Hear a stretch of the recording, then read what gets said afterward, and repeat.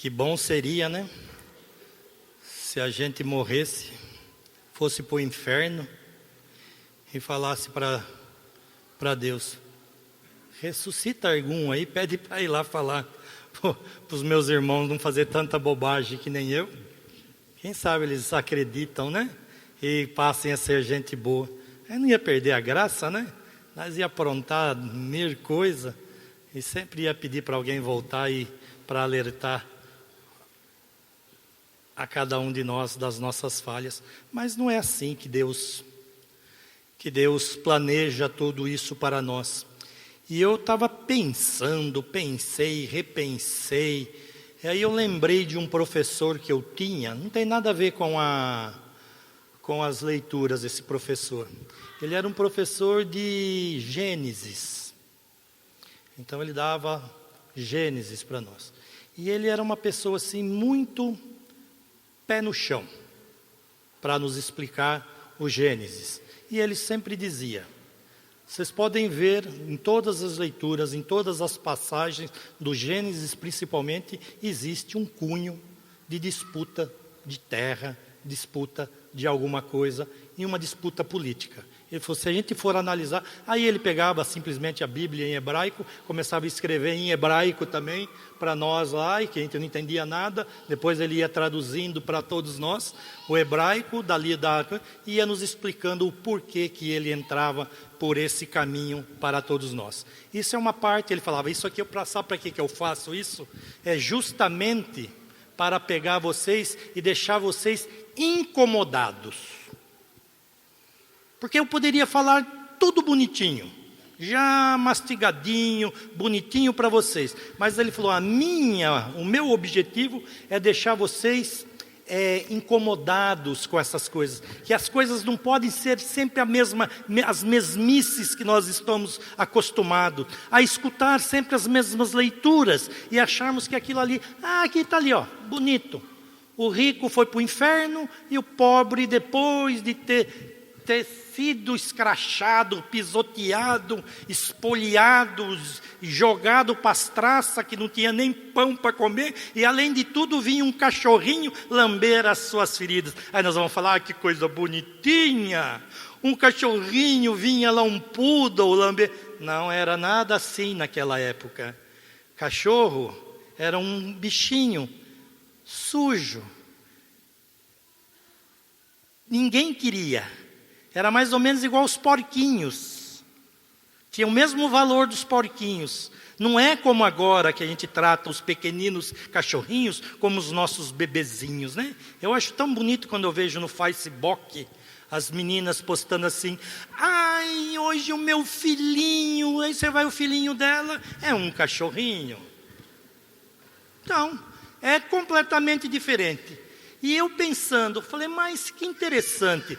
Como que eu posso deixar essas pessoas, ou deixar as pessoas da minha paróquia mais intrigados, mais incomodados com as leituras? Não tive dúvida.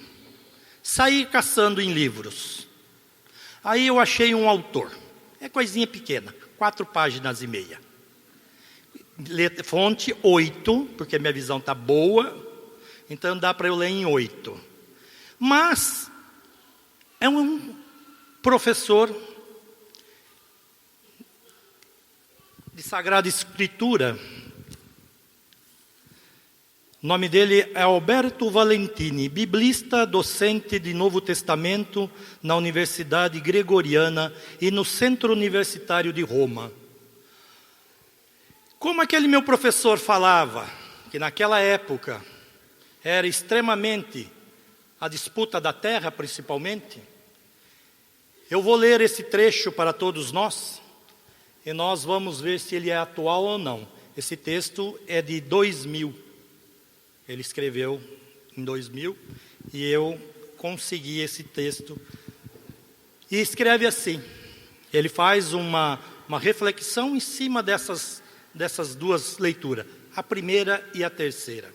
E ele diz assim: o tema da liturgia é anunciado claramente na primeira leitura, onde aparecem personagens irresponsáveis e grosseiramente estultas perante a ruína que pende sobre a nação por sua causa, e na qual eles estão envolvidos em primeiro lugar.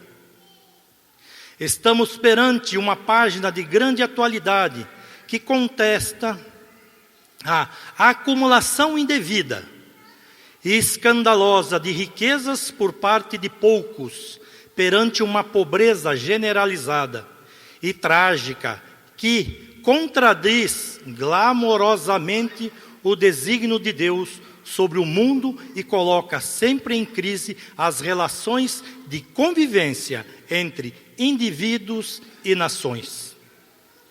Quantos pobres como Lázaro jazem famintos e cheios de chagas às portas das chamadas sociedades do bem-estar, sobretudo em países onde a riqueza está concentrada vergonhosamente nas mãos de poucos, sem escrúpulos e privados de sensibilidade social. É urgente a todos os níveis uma inversão de tendência. É necessário lançar pontes sobre os abismos que nos separam antes que se tornem precipícios de falta de comunicação e de conflitos irresponsáveis. Nesse processo, os cristãos têm grande responsabilidade, por vezes decisiva. Isso foi escrito em 2000. Ainda nós não estávamos em crise. Eu acho que ele nem conhece o Brasil. Eu li isso aqui, isso me incomodou desde a primeira vez que eu li. E acredito que isso tem que incomodar todos nós. Porque nós não podemos ficar esperando um dia que nós morrermos para chegarmos junto de Deus e vermos os Lázaros lá em cima e nós lá embaixo tentando pedir um copo d'água para aquele Lázaro. Não podemos esperar isso aqui, esse tempo. Nós temos que atuar já, hoje. Nós temos que mudar tudo isso que nós estamos vendo agora. Não podemos esperar para amanhã. Nós não podemos ser esses ricos que esbanjam. Nós temos que ser pessoas que pegam a sua cruz. Agora nós vamos entrar em Jesus. Peguemos as nossas cruzes do nosso dia a dia e saiamos por aí para anunciar a boa nova, para tentar tirar aqueles que estão em situação igual a de Lázaro, para sermos pessoas que façamos aqui na terra tudo aquilo que Deus pediu para nós, que nós sejamos justos, como São Paulo diz para aquele justo: continue justo, faça da sua justiça um exemplo para todos, faça da sua honestidade um exemplo para os nossos filhos, façamos das nossas obras grandiosas, não para nós, mas para Deus, para os mais necessitados. Façamos de tudo isso um mundo melhor. E nós temos a possibilidade de fazer isso. Quando nós olharmos nos olhos dos nossos irmãos e dizer assim: verdadeiramente ele é meu irmão. Não é meu inimigo, não é meu concorrente. É aquele que está numa situação um pouco pior que eu. Não estou dizendo somente na questão financeira, que eu tenho por obrigação como cristão católico, que vou à missa todos os dias, comungo do corpo de Cristo e faço parte do seu corpo, e passo a fazer parte de Cristo. E para que eu faço tudo isso? Para poder colocar em prática tudo aquilo que eu ouço, tudo aquilo que eu vejo, tudo aquilo que eu estudo em favor dos mais necessitados. Então, para isso que servem essas leituras de hoje. Elas são um cutucãozinho em todos nós, principalmente no padre. Sempre falo isso para vocês, né? Quem é acostumado a participar das minhas missas, sabe que eu sempre falo, tudo isso que eu sei, que eu sempre falo para mim primeiro. Em todas as coisas que eu ainda preciso melhorar dentro da minha vida. Em todas as coisas que eu posso fazer melhor para ajudar os mais necessitados. E tudo aquilo que eu posso fazer para trazer aqueles que estão lá fora, para dentro da igreja. E não ser aquele crítico que quando nós olhamos uma pessoa que causou algum problema, teve algum problema, ser o primeiro a apontar e dizer assim: quem está aqui na igreja é fulano ou fulana, que fez tal coisa ou tal coisa. Nós temos que ser os primeiros a dizer assim: aproxegue-se perto de Deus, venha ser mais um, vamos construir este mundo que Deus tanto pede para nós. Para isso que servem as leituras. Não adianta eu vir aqui e falar para vocês: que bonito, que beleza, se isso não tocar no nosso coração e nos tirar da nossa área de conforto, e ir ao encontro do necessitado, fazer mais do que eu já faço, e se eu não faço nada, passar a fazer alguma coisa em benefício dos outros. Quando nós vamos esperar isso? Até quando nós vamos esperar isso? Até quando eu vou me colocar encaminhada até o último dia que Deus nos permitir? Então sejamos pessoas que façamos da nossa vida exemplo de honestidade, exemplo de amor ao próximo, exemplo de justiça e exemplo de misericórdia. Nós começamos tudo isso, sabe aonde? Dentro de casa. Eu acho tão bonito quando eu vejo o pai e a mãe atravessando fora da faixa com os filhos, ensinando eles a jogar as latinhas para fora dos tomóver. Ou vocês nunca viram isso? Que fala para a criancinha enfiar a cabeça para fora do coiso e mandar o motorista do outro lado plantar batatinha, porque ele não deu espaço. É a partir daí que nós formamos uma sociedade corrupta ou não corrupta, honesta ou não honesta. É a partir daí, a partir das pequenas coisas.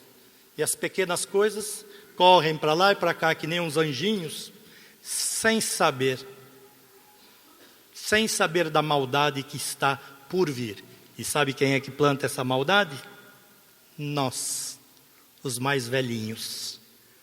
Então depois não adianta falar: pai Abraão, manda Lázaro esticar a pontinha do dedo para mim, que eu preciso matar a minha sede, que aqui está um calor. Vocês estão achando que aqui na terra está fazendo calor? Imagina no inferno. Não adianta depois. Nós temos que fazer aqui. Nós temos que melhorar hoje. Nós temos que melhorar agora. Não quando nós estivermos capengando, já partindo para a casa do Pai. Então que todos nós possamos ser cada vez mais pessoas que olhem profundamente para o outro como irmão. Louvado seja nosso Senhor Jesus Cristo.